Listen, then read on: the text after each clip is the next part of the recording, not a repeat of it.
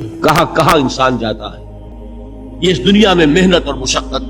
ہاں ایک مغالطہ ہو جاتا ہے کہ شاید یہ محلوں میں رہنے والے جو ہیں انہیں کوئی مشقت نہیں, انہیں کوئی دکھ نہیں. حالانکہ حقیقت یہ نہیں ہے.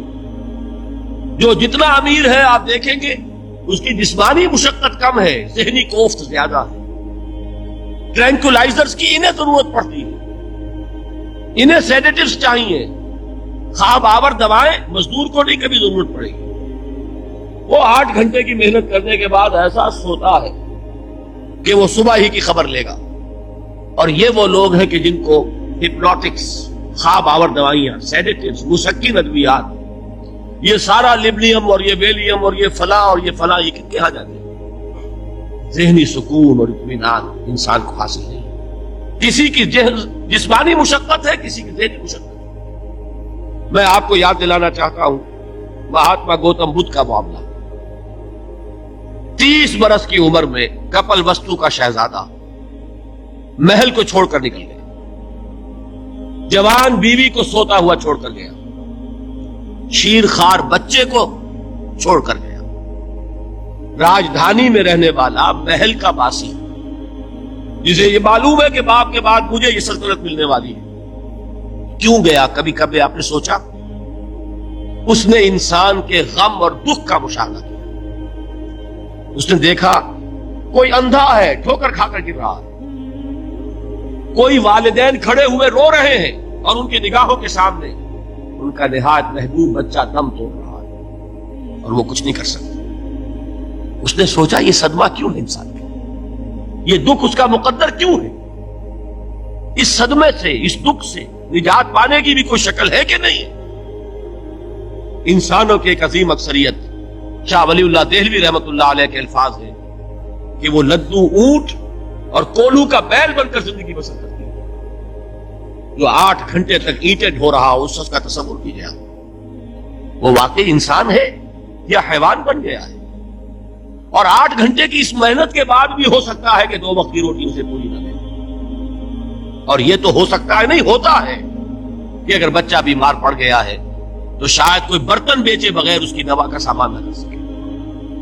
ایسا شخص کتنے بوجھوں تلا دبا ہوا ہے, کتنی مشقت کے اندر پسا ہوا ہے. لدو اونٹ اور کولو کا بیل انسانوں کی عظیم اکثریت کی سطح پر زندگی بسر کرتی ہے. لیکن آپ کو معلوم ہے کہ کولو کے بیل کے لیے مشقت ہی مشقت ہے, اس کے احساسات یہ نہیں ہے جو کہ ان سے انسان کو جو صدمہ پہنچتا ہے. ایک بیل کو اس سے کوئی غرض نہیں کہ اس کا کوئی بچہ بھی تھا کہ نہیں تھا, اس کو کوئی بخار ہوا ہے یا کیا ہوا ہے. اس صدمے سے وہ بیل بچا ہوا ہے. گھوڑے کو کوئی پتا نہیں کہ میرا بھی کوئی اولاد میری ہے یا نہیں ہے, اور مجھے اس کا کوئی صدمہ ہے یا دکھ ہے, کوئی پتا نہیں. لیکن انسان کا معاملہ یہ ہے کہ والدین کو جو جو دکھ دیکھنے پڑتے ہیں اپنے بچوں کے, اپنی اولاد کے. رات کی نیند ہے حرام ہے اس لیے کہ بچہ بخار میں تپ رہا ہے یا درد سے تڑپ رہا ہے, لہذا نہ ماں سو سکتی ہے نہ باپ سو سکتا ہے. میں نے ایک موقع پر دیکھا لاہور میں کیروسین آئل, اس زمانے میں ابھی سوئی گیس نہیں آئی تھی, اور اکثر و بیشتر جو ہے یہی مٹی کا تیل جو ہے ایندھن کے طور پر استعمال ہوتا تھا, اس کی شارٹیج ہو گئی تھی.